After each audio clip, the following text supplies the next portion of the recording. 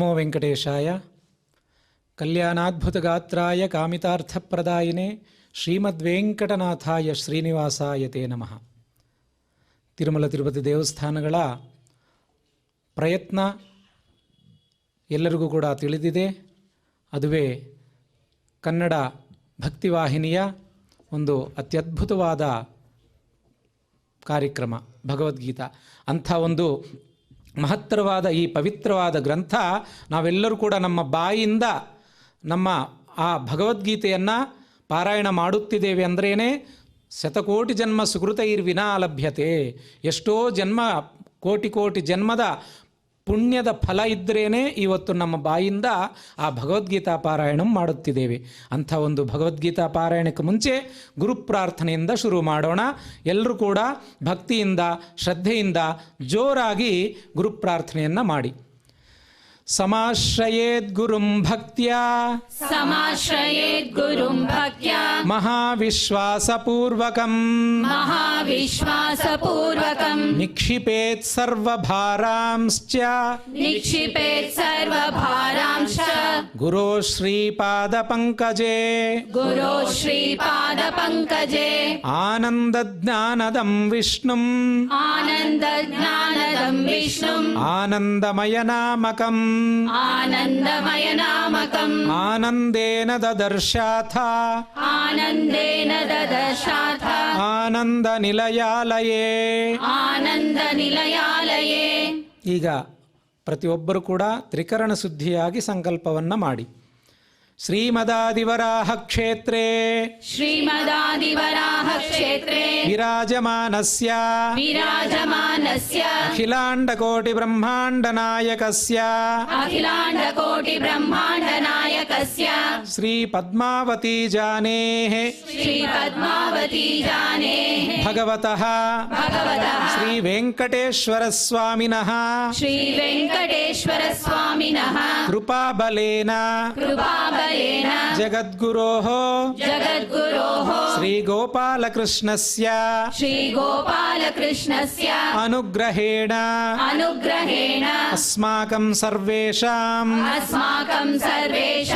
ಶರೀರಸ್ಯ ಮಾನಸಸ್ಯ ಚ ಬಲಸಿದ್ಧ್ಯರ್ಥಂ ಸಮಸ್ತಾನಾಂ ಆಧಿವ್ಯಾಧೀನಾಂ ನಿವಾರಣಾರ್ಥಂ ಸರ್ವಯಜ್ಞ ಫಲಪ್ರಾಪ್ತ್ಯರ್ಥಂ ಸರ್ವಾಸಾಂ ಸಂಪದಾಂ ಪ್ರಾಪ್ತ್ಯರ್ಥಂ ವಿದ್ಯಾರ್ಥಿನಾಂ ಬುದ್ಧಿಶಕ್ತಿ ವೃದ್ಧಿದ್ವಾರಾ ಪರೀಕ್ಷಾಸು ಉತ್ತೀರ್ಣತಾ ಸಿದ್ಧ್ಯರ್ಥಂ ಅಧಿಕಾರಿಣಾಂ ಸ್ವಸ್ವವಿಧಿ ನಿರ್ವಹಣ ಕೌಶಲ ಸಿದ್ಧ್ಯರ್ಥಂ ಸಮಸ್ತ ಪಾಪಕ್ಷಯಾರ್ಥಂ ಭಕ್ತಿ ಜ್ಞಾನ ವೈರಾಗ್ಯ ಸಿದ್ಧ್ಯರ್ಥಂ ಶ್ರೀ ಗೋಪಾಲಕೃಷ್ಣ ಪ್ರೇರಣೆಯ ಶ್ರೀ ಗೋಪಾಲಕೃಷ್ಣ ಪ್ರೀತ್ಯರ್ಥಂ ಶ್ರೀಮದ್ ಭಗವದ್ಗೀತಾಯಾಃ ಏಕಾದಶೋಧ್ಯಾಯ ಅಂತರ್ಗತ ಶ್ಲೋಕಪಾರಾಯಣಂ ತಥಾ ಭಗವದ್ಗೀತಾ ಪಠನಂ ಪ್ರವಚನಂ ಶ್ರವಣಂಚ ಕರಿಷ್ಯಾಮಹೇ. ಕಂಸಾಂತಕಂ ಶಂಸನೀಯಂ ಸಂಶಾಂತಿಂ ಸಂಸ್ಕೃತಿಚ್ಛಿದಂ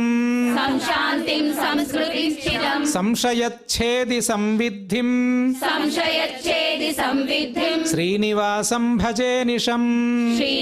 व्यासं भजे निशम् शास्त्रेषु भारतं सारम् शास्त्रेषु भारतं सारम् तत्र नाम सहस्रकम् तत्र नाम सहस्रकम् वैष्णवं कृष्णगीता च वैष्णवं कृष्णगीता च तज्ज्ञानात्मुच्यतेऽञ्जसा तज्ज्ञानात्मुच्यतेऽञ्जसा वेदव्यासगुणावासा वेदव्यासगुणावासा विद्याधीशसतां वशा विद्याधीशसतां वशा मां निराशं गतक्लेशं मां निराशं गतक्लेशं कुर्वनाशं हरे निशम्.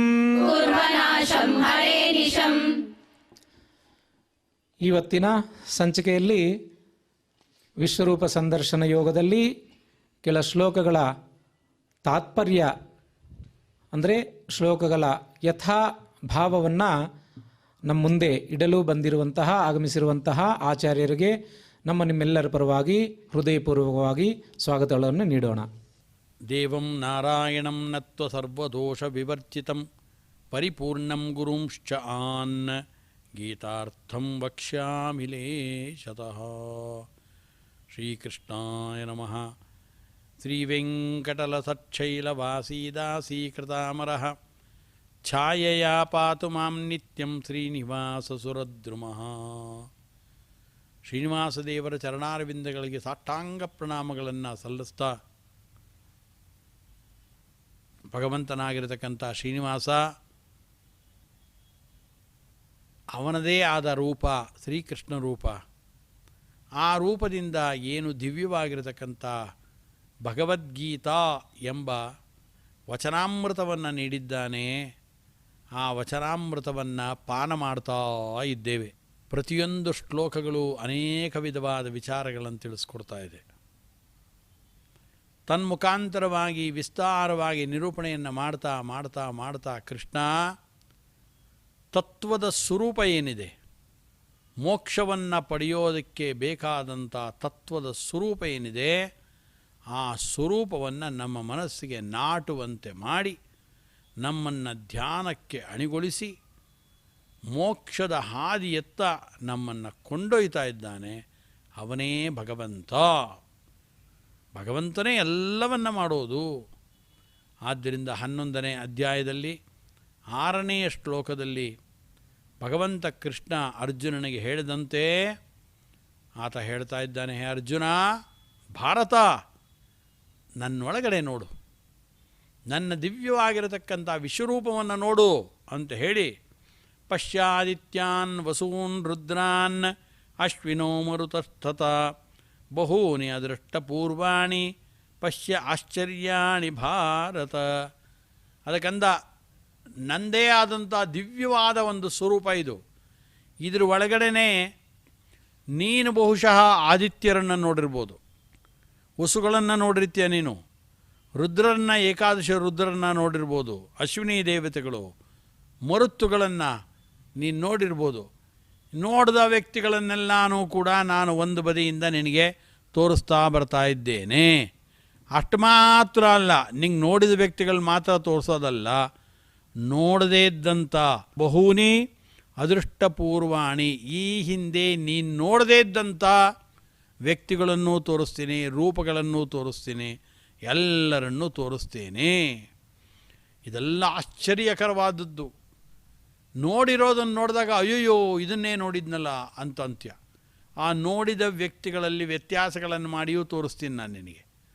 ಜೊತೆಗೆ ಇಲ್ಲಿ ತನಕ ನೋಡಿಲ್ಲದೇ ಇದ್ದಂಥ ಅತ್ಯಂತ ಆಶ್ಚರ್ಯವನ್ನು ಉಂಟು ಮಾಡತಕ್ಕಂಥ ವ್ಯಕ್ತಿಗಳನ್ನು, ಪ್ರಾಣಿಗಳನ್ನು, ಪಕ್ಷಿಗಳನ್ನು ಎಲ್ಲವನ್ನೂ ನಿನಗೆ ತೋರಿಸ್ತೇನೆ, ನೋಡ್ತಾ ಹೋಗು ಅಂತಂತಾನೆ ಭಗವಂತ.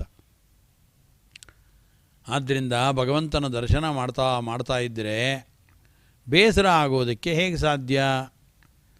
ಭಗವಂತನ ದರ್ಶನವನ್ನು ಮಾಡ್ತಾ ಇದ್ದರೆ ಈ ಲೌಕಿಕವಾಗಿರತಕ್ಕಂಥ ಹಸಿವು, ಬಾಯಾರಿಕೆ, ನಿದ್ರೆ, ಆಲಸ್ಯ ಯಾವುದೂ ಇರೋದಿಲ್ಲ. ಒಂದು. ಎರಡನೇದ್ದು, ಇದು ದೈಹಿಕವಾದ ಸಮಸ್ಯೆಗಳು. ಇನ್ನು ಮಾನಸಿಕವಾದ ಸಮಸ್ಯೆ ಯಾವುದು ಅಂದರೆ, ಮಾನಸಿಕವಾಗಿ ಅವುಗಳನ್ನು ಗ್ರಹಣ ಮಾಡೋದಾಗಲಿ, ಅದರ ಬಗ್ಗೆ ಬೇಸರವಾಗಲಿ ಮನಸ್ಸಿನಲ್ಲಿ ಮೂಡಬೇಕು. ಅದಾಗೋದೇ ಇಲ್ಲ. ಕಾರಣ ಏನು ಅಂತಂದರೆ, ಎಲ್ಲ ಅದೃಷ್ಟಪೂರ್ವವಾಗಿರತಕ್ಕಂಥ ವಸ್ತುಗಳು, ವಿಚಿತ್ರವಾದ ವಸ್ತುಗಳನ್ನ ಭಗವಂತ ತೋರಿಸ್ತಾನೇ ಇರ್ತಾನೆ. ಆದ್ದರಿಂದ ಅದು ಯಾವುದು ಕೂಡ ಎಂದೂ ಮನಸ್ಸಿನಲ್ಲಿ ಬೇಸರವನ್ನು, ಆಲಸ್ಯವನ್ನು ಉಂಟು ಮಾಡೋಲ್ಲ. ಸಾಕು ಎಂಬ ಮನೋಭಾವವನ್ನೇ ಉಂಟು ಮಾಡೋಲ್ಲ. ಅದು ಭಗವಂತನ ಅಚಿಂತ್ಯ ಅದ್ಭುತವಾದ ಶಕ್ತಿ ಅಂತ ನಾವು ಭಾವಿಸ್ಕೊಳ್ಬೇಕು. ಆದ್ದರಿಂದ ಆಶ್ಚರ್ಯಾಣಿ ಭಾರತ ಅದೃಷ್ಟಪೂರ್ವವಾದ ಆಶ್ಚರ್ಯಕರವಾದ ವಸ್ತುಗಳನ್ನು, ರೂಪಗಳನ್ನು ಎಲ್ಲವನ್ನು ನಾನು ನಿಂಗೆ ತೋರಿಸ್ತಾ ಇದ್ದೀನಿ ಅಂತ ವಿಶ್ವರೂಪವನ್ನು ತೋರಿಸ್ತಾ ಇದ್ದಾನೆ. ಇಹೇಕಸ್ತಂ ಜಗತ್ಕೃತ್ನಂ ಪಶ್ಚಾದ್ಯ ಸಚರಾಚರಂ ಮಮ ದೇಹೇ ಗುಡಾಕೇಶ ಯಚ್ಛಾನ್ಯದ್ರಷ್ಟುಮಿಚ್ಛಸಿ ಅಂದ ಅರ್ಜುನ. ಇಷ್ಟು ಮಾತ್ರ ಅಲ್ಲ, ನೀನು ಇಡೀ ಜಗತ್ತಿನಲ್ಲಿ ಎಷ್ಟೋ ಭಾಗವನ್ನು ನೋಡಿದ್ಯಲ್ಲ, ಚರಾಚರಾತ್ಮಕವಾದ ಈ ಪ್ರಪಂಚವನ್ನು ನೋಡಿದ್ಯಲ್ಲ ನೀನು. ಆ ಇಡೀ ಚರಾಚರಾತ್ಮಕವಾಗಿರತಕ್ಕಂಥ ಪೂರ್ಣ ರೂಪದ ಪ್ರಪಂಚವನ್ನು ಇಹ ಏಕಸ್ತಂ, ಈ ನನ್ನ ಶರೀರದಲ್ಲಿ ಒಂದೇ ಕಡೆ ಇದೆ ನೋಡಿದಲ್ಲ. ಅಂದರೆ ದೊಡ್ಡದಾಗಿರತಕ್ಕಂಥ ಬ್ರಹ್ಮಾಂಡದ ಒಂದು ರೂಪವನ್ನು ಭಗವಂತ ತೋರಿಸ್ದ. ಆ ರೂಪದ ಒಂದು ಭಾಗದಲ್ಲಿ ಅರ್ಜುನ ಇಲ್ಲಿ ತನಕ ಚರಾಚರಾತ್ಮಕವಾದ ಏನು ಪ್ರಪಂಚವನ್ನು ಕಣ್ಣಿನಿಂದ ನೋಡಿದ್ದ, ಕಿವಿಯಿಂದ ಕೇಳಿದ್ದ, ಅದನ್ನೆಲ್ಲವನ್ನು ಕೂಡ ಯಾವುದೋ ಒಂದು ಪುಟ್ಟ ಭಾಗದಲ್ಲಿ ಅರ್ಜುನ ಅವನು ನೋಡಬೇಕೀಗ. ಅದಕ್ಕೆ ಕೃಷ್ಣ ಅಂದ, ನೋಡು ಇದೆಲ್ಲ ಇಹ ಏಕಸ್ತಂ, ಅಂದರೆ ಇದೆಲ್ಲ ನನ್ನ ದೇಹದ ಒಳಗಡೆನೇ ಇದೆ, ಯಾವುದೋ ಒಂದು ಭಾಗದಲ್ಲಿದೆ, ಇದನ್ನು ನೀನು ನೋಡು ಅಂತ ಅಂದ. ಮಮ ದೇಹೇ ಗುಡಾಕೇಶ ಯಚ್ಛಾನ್ಯದ್ರಷ್ಟುಮಿಚ್ಛಸಿ. ಆದ್ದರಿಂದ ಮೊದಲು ನಾನು ನಿನಗೇನು ಮಾಡ್ತಾಯಿದ್ದೀನಿ ಅಂದರೆ, ನಿನಗೆ ಪರಿಚಿತವಾದಂಥ ವಸ್ತುಗಳು ಅಂತ ಏನೇನಿದೆ ಅದನ್ನೆಲ್ಲ ತೋರಿಸ್ಕೊಂಡು ಬರ್ತಾಯಿದ್ದೀನಿ ನೋಡು. ಅಂದರೆ ಇವರೆಲ್ಲರೂ ಕೂಡ ನನ್ನ ಅಧೀನರಾದಂಥವರು, ಇವರೆಲ್ಲರಿಗೂ ನಿಯಾಮಕನಾದವನು ನಾನೇ ಎಲ್ಲ ದೇವತೆಗಳನ್ನು ತೋರಿಸ್ತೀನಲ್ಲ, ಇವರನ್ನೆಲ್ಲ ಸೃಷ್ಟಿಸ್ಥಿತಿ ನಿಯಮನ ಜ್ಞಾನಾಜ್ಞಾನಗಳನ್ನು ಇವರಿಗೆ ನೀಡಿ ಇವರನ್ನು ಪೂರ್ಣ ರೂಪದಲ್ಲಿ ನಿಯಂತ್ರಣ ಮಾಡುವವನು ನಾನೇನೇ. ಆದ್ದರಿಂದಲೇ ನಾರಾಯಣಂ ಸುರಗುರುಂ ಜಗದೇಕನಾಥಂ, ಜಗದೇಕನಾಥ ಭಗವಂತ, ಆದ್ದರಿಂದ ಎಲ್ಲರೂ ನನ್ನ ಅಧೀನರಾದಂಥವರು ಅಂತ ಹೇಳಿ ಭಗವಂತ ಎಲ್ಲರನ್ನೂ ಕೂಡ ತೋರಿಸ್ತಾ ಇದ್ದಾನೆ. ಆನಂತರ ಭಗವಂತ ಹೇಳಿದ, ಚರಾಚರಾತ್ಮಕವಾದ ಈ ಪ್ರಪಂಚವನ್ನೆಲ್ಲ ನೋಡ್ತಾ ಇದ್ಯಾ ನೀನು. ಮಮ ದೇಹೇ ಗುಡಾಕೇಶ ಅಂತ ಇಲ್ಲಿ ಸಂಬೋಧನೆ ಮಾಡಬೇಕಾದ್ರೆ ಮಾತ್ರ ಅರ್ಜುನನನ್ನು ಹೇ ಗುಡಾಕೇಶ ಅಂತ ಕರೆದ. ಗುಡಾಕ ಅಂದರೆ ಸಂಸ್ಕೃತದಲ್ಲಿ ನಿದ್ರೆ ಅಂತ ಅರ್ಥ. ನಿದ್ರೆಯನ್ನು ಗೆದ್ದಂಥವನೇ ಅಂತ ಅರ್ಜುನನಿಗೆ ಹೇಳ್ದ. ಈ ಸಂದರ್ಭದಲ್ಲಿ ಈ ಶಬ್ದವನ್ನು ಭಗವಂತ ಕೃಷ್ಣ ಪ್ರಯೋಗ ಮಾಡೋದಕ್ಕೆ ಕಾರಣ, ಒಂದು ನೀನು ಮಹಾಸಮರ್ಥನಾದಂಥವನು, ತುಂಬ ಪ್ರಯತ್ನವನ್ನು ಪಟ್ಟು ಬಿಲ್ವಿದ್ಯೆಯನ್ನು ಸಂಪಾದನೆ ಮಾಡಿದವನು. ಆದ್ದರಿಂದ ಯಾವುದನ್ನಾದರೂ ಕೂಡ ಪಡ್ಕೊಳ್ಬೇಕಾದ್ರೆ ಎಷ್ಟು ಪರಿಶ್ರಮ ಹಾಕಬೇಕು ಅನ್ನೋದು ನಿನಗೆ ಗೊತ್ತಿದೆ ಅನ್ನೋದನ್ನು ಸೂಚನೆ ಮಾಡೋದಕ್ಕೋಸ್ಕರವಾಗಿ ಹೇ ಗುಡಾಕೇಶ ಅಂತಂದ. ನಿದ್ರೆಯನ್ನೇ ಗೆದ್ದವನು ಅಲ್ಲ, ನಿದ್ರೆಯನ್ನು ಗೆದ್ದವನು ಅಂತ ಅರ್ಜುನನಿಗೆ ಹೇಳೋದು ಯಾಕಪ್ಪ ಈಗ ಅಂತಂದರೆ, ಯಾವಾಗಲಾದರೂ ಗುಡಾಕೇಶ ಶಬ್ದ ಪ್ರಯೋಗ ಮಾಡೋದು ಯಾಕೆ ಅಂದರೆ, ಅರ್ಜುನ ಶಬ್ದಭೇದಿ ಬಾಣಗಳನ್ನು ಪ್ರಯೋಗ ಮಾಡಬೇಕು ಅಂತ ಹೊರಟ.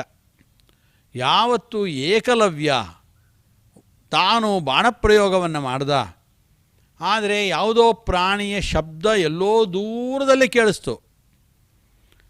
ಕೇಳಿಸ್ದಾಗ ಎಲ್ಲೋ ಇದ್ದಂಥ ಏಕಲವ್ಯ ತಾನು ಅಲ್ಲಿಂದಲೇ ಆ ಶಬ್ದ ಬಂದ ದಿಕ್ಕಿಗೆ ಸರಿಯಾಗಿ ಗುರಿಯಿಟ್ಟು ಬಾಣಪ್ರಯೋಗವನ್ನು ಮಾಡಿ ಆ ಪ್ರಾಣಿಯ ದೇಹಕ್ಕೆ ನಾಟುವಂತೆ ಬಾಣಗಳನ್ನು ಪ್ರಯೋಗ ಮಾಡ್ದ. ಬಂದು ಬಾಣಗಳು ನಾಟುಕೊಳ್ತು. ಅದನ್ನು ಅರ್ಜುನ ನೋಡ್ತಾನೆ, ದ್ರೋಣಾಚಾರ್ಯರಲ್ಲಿ ಕೇಳ್ತಾನೆ. ಹಗಲಿದ್ದಾಗ ದೂರದಲ್ಲಿ ಕಾಣೋ ವಸ್ತುಗಳಿಗೆ ಬಾಣಪ್ರಯೋಗ ಮಾಡೋದು ಸರಿ, ಕಾಣದೇ ಇರುವಂಥ, ರಾತ್ರಿಯಲ್ಲಿ ಕಣ್ಣು ಕಾಣಲ್ಲ ನಮಗೆ, ಎಲ್ಲೋ ಸ್ವಲ್ಪ ಶಬ್ದ ಕೇಳ್ಬೋದು, ಆ ವಸ್ತುಗಳಿಗೆ ಬಾಣಪ್ರಯೋಗ ಮಾಡೋದು ಹೇಗೆ? ಅದೇ ಶಬ್ದವೇದಿ ಬಾಣಪ್ರಯೋಗ ಅಂತ ಹೆಸರೋದಕ್ಕೆ. ಶಬ್ದ ಎಲ್ಲಿ ಬಂದಿದೆ ಅಂತ ಕೇಳಿಸ್ಕೊಂಡು ಆ ದಿಕ್ಕಿಗೆ ಬಾಣವನ್ನು ಸರಿಯಾಗಿ ಗುರು ತಲುಪುವಂತೆ ಮಾಡುವ ಒಂದು ಪ್ರಕ್ರಿಯೆ. ಅದಕ್ಕೋಸ್ಕರ ಅರ್ಜುನ ಏನು ಮಾಡ್ದ, ದ್ರೋಣಾಚಾರ್ಯನಲ್ಲಿ ಕೇಳ್ದ. ದ್ರೋಣಾಚಾರ್ಯರು ಅದರ ಕ್ರಮ ಏನು ಅಂತ ಎಲ್ಲ ಹೇಳಿಕೊಟ್ಟು ಕೂಡಲೇ ಅರ್ಜುನ ಹೇಳ್ದ, ಸಾಹಸಿ ಛಲಗಾರ ಅರ್ಜುನ. ಆದ್ದರಿಂದ ಅಂದ, ಇವತ್ತಿನಿಂದ ರಾತ್ರಿಯ ನಿದ್ರೆ ಇಲ್ಲ ಅಂದ. ಕತ್ಲಾಗೋದನ್ನು ಕಾಯಕ್ಕೆ ಶುರು ಮಾಡ್ದ. ಕತ್ತಲಾದ ಕೂಡಲೇ ಏನು ಕಣ್ಣು ಕಾಣಿಸ್ತಿರಲಿಲ್ಲ. ಯಾವ್ಯಾವುದೋ ಜಾಗದಲ್ಲಿ ಕಾಡುಗಳಿಗೆ ಹೋದ. ಎಲ್ಲೆಲ್ಲೋ ಪ್ರಾಣಿಗಳು ಶಬ್ದ ಮಾಡೋದನ್ನು ಕೇಳ್ದ. ಶಬ್ದವನ್ನು ಮಾಡೋದನ್ನು ಕೇಳಿ ಆಯಾ ದಿಕ್ಕಿಗೆ ಸರಿಯಾಗಿ ಬಾಣಪ್ರಯೋಗವನ್ನು ಮಾಡೋದಕ್ಕೆ ಅರ್ಜುನ ಕಲಿತ. ಹೀಗಾಗಿ ನಿದ್ರೆಯನ್ನೇ ಗೆದ್ದಂಥವನು ಅರ್ಜುನ. ಅನೇಕ ದಿನಗಳ ಕಾಲ ನಿದ್ರೆಯನ್ನೇ ಮಾಡಲಿಲ್ಲ. ಮಾಡದೇನೆ ಈ ಬಾಣವನ್ನು ಪ್ರಯೋಗ ಮಾಡೋದು ಕಲಿಯೋಕ್ಕೋಸ್ಕರ, ಈ ಸಿದ್ಧಿಯನ್ನು ಪಡ್ಕೊಳ್ಬೇಕು ಅನ್ನೋ ದೃಷ್ಟಿಯಿಂದ ಅಷ್ಟು ದೃಢವಾದ ಪ್ರಯತ್ನವನ್ನು ಮಾಡಿದವನು ಅರ್ಜುನ. ಆದ್ದರಿಂದ ಸವ್ಯಸಾಚಿ ಅಂತ ಕರೆದರು. ಸವ್ಯೇನಾಪಿ ಹಸ್ತೇನ ಸಚತೇ ಇತಿ ಸವ್ಯಸಾಚಿ. ಎಡಕೈಯಲ್ಲೂ ಬಾಣಪ್ರಯೋಗ ಮಾಡ್ತಿದ್ದ, ಬಲದ ಕೈಯಲ್ಲೂ ಬಾಣಪ್ರಯೋಗವನ್ನು ಮಾಡ್ತಿದ್ದ.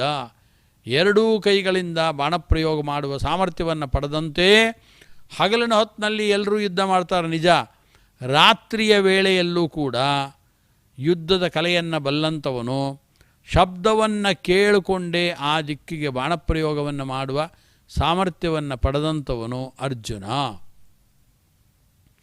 ಅದಕ್ಕೋಸ್ಕರ ಗುಡಾಕೇಶ ಅಂತ ಕರೆದ. ಇಷ್ಟು ಪ್ರಯತ್ನ ಮಾಡಿ ಯಾವುದನ್ನಾದರೂ ತಿಳ್ಕೊಳ್ಳೋ ಅಂಥವನು ನೀನು. ಆ ನಿನ್ನ ಪ್ರಯತ್ನಕ್ಕೆ ನಾನು ನಿಜವಾಗಲೂ ಸಂತೋಷವನ್ನು ಪಟ್ಟಿದ್ದೇನೆ ಅಂತ ಕೃಷ್ಣ ತಿಳಿಸ್ತಾ, ನಿದ್ರೆಗೆ ಒಡೆಯ ಅಂತ ಹೇಳಿದಂತೆಯೇ ಆರಂಭದ ಶ್ಲೋಕದಲ್ಲೇ ಅರ್ಜುನ ಹೇಳ್ದ, ಇಲ್ಲಿ ಮೋಹೋಯಂ ವಿಗತೋ ಮಮ ಅಂದ. ನನಗೆ ಮೋಹ ಎಲ್ಲ ಕಳೆದೋಗಿದೆ.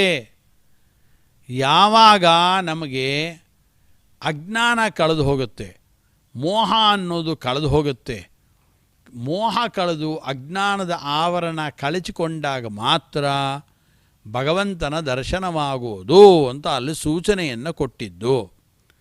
ಆದ್ದರಿಂದ ಯಾವಾಗ ಅರ್ಜುನ ಮೋಹೋಯಂ ವಿಗತೋ ಮಮ ಅಂತ ಹೇಳ್ದ, ಇಡೀ ಅಜ್ಞಾನದ ಕವಚವನ್ನು, ಆ ಪೊರೆಯನ್ನು ಆತ ಕಳೆದುಕೊಂಡ. ಅನಂತರದಲ್ಲಿ ಭಗವಂತ ಪಶ್ಚಿಮೇದ್ಯ ಪಾರ್ಥರೂಪಾಣಿ ಶತಶೋತ ಸಹಸ್ರಶ ಅಂಥೇಳಿ ನನ್ನ ವಿಶ್ವರೂಪವನ್ನು ನೀನು ನೋಡು ಅಂತ ತೋರಿಸೋದು. ಯಾವಾಗ ಅಂದರೆ ಯಾರು ಅಜ್ಞಾನದಲ್ಲಿ ಬಿದ್ದಿರೋ ವ್ಯಕ್ತಿಗಳು ಅವರಿಗೆ ಭಗವಂತನ ದರ್ಶನವಾಗೋಲ್ಲ. ಯಾರು ಮೋಹವನ್ನು ಕಳ್ಕೊಳ್ತಾರೆ ಅವರಿಗೆ ಭಗವಂತನ ದರ್ಶನ ಆಗತ್ತೆ. ಅದಕ್ಕೋಸ್ಕರ ಇಲ್ಲಿ ಹೇ ಗುಡಾಕೇಶ ಅಂದಿದ್ದು. ನಿದ್ರೆಗೆ ಒಡೆಯ ಅಂದರೆ ನಿದ್ರೆಗೆ ಮಾತ್ರ ಅಲ್ಲ, ನಿದ್ರಾ ಶಬ್ದದಿಂದ ಸೂಚಿತವಾದದ್ದು ಅಜ್ಞಾನ. ಅಜ್ಞಾನವನ್ನು ಗೆದ್ದಂಥವನು, ಅಜ್ಞಾನವನ್ನು ಬಡಿದು ಹಾಕಿ ಜ್ಞಾನವನ್ನು ಪಡೆದಂಥವನು ಅರ್ಜುನ. ಆದ್ದರಿಂದ ಹೇ ಗುಡಾಕೇಶ ಅಂತ ಸಂಬೋಧನೆಯನ್ನು ಮಾಡಿ ನೀನೀಗ ಜ್ಞಾನಿಯಾಗಿದ್ದೀನಿ ಅನ್ನು. ಆದ್ದರಿಂದ ಯಚ್ಚಾನ್ಯದ್ರಷ್ಟು ಮಿಚ್ಛಸಿ, ಬೇರೆ ಇನ್ನೇನೇನು ನೋಡಬೇಕು ಅಂತ ನಿಂಗೆ ಆಸೆ ಆಗತ್ತೆ ಹೇಳು. ಯಾವ್ಯಾವುದನ್ನು ನಿನ್ನ ಮನಸ್ಸಿನಲ್ಲಿ ಕಲ್ಪನೆ ಮಾಡ್ಕೊಳ್ತೀಯ ಅಂಥ ಎಲ್ಲ ರೂಪಗಳನ್ನು ನನ್ನಲ್ಲಿ ನೋಡ್ಬೋದು. ಯಾವ್ಯಾವ ದೇವತೆಗಳು ನಿನ್ನ ಮನಸ್ಸಿಗೆ ಬರ್ತಾ ಇದ್ದಾರೆ, ನಿನ್ನ ಅಣ್ಣ ತಮ್ಮಂದರೆಲ್ಲ ನಿನ್ನ ಮನಸ್ಸಿಗೆ ಬರ್ತಾ ಇದ್ದಾರಾ ಹೇಳು. ಅವ್ರನ್ನೆಲ್ಲ ಈ ನನ್ನ ದೇಹದಲ್ಲೇ ನೋಡ್ತೀಯ. ಕಾರಣ ಏನು ಅಂತಂದರೆ ಎಲ್ಲವನ್ನು ನಾನು ನನ್ನ ದೇಹದಲ್ಲಿ ಧಾರಣೆ ಮಾಡಿರ್ತೇನೆ ಅಂದ. ಅದಕ್ಕೆ ಹೇಳ್ತಾರೆ ಮಯಾ ತದಮಿದಂ ಸರ್ವಂ ಜಗದವ್ಯಕ್ತ ಮೂರ್ತಿನ ಮಸ್ಥಾನಿ ಸರ್ವಾಣಿ ಭೂತಾನಿ ನಚಾಹಂ ತೇಷ್ವಸ್ಥಿತ. ಎಲ್ಲ ನನ್ನೊಳಗಿದೆ ಅಂತಂದ ಭಗವಂತ. ಎಲ್ಲ ನನ್ನೊಳಗಿದೆ ಅಂತ ಏನು ಹಿಂದೆ ಎಲ್ಲ ಹೇಳಿದ್ದ, ಎಲ್ಲ ನನ್ನೊಳಗಿದೆ ಅನ್ನೋದನ್ನೇ ಈಗ ಅವನು ಹೇಳ್ತಾ ಇದ್ದಾನೆ.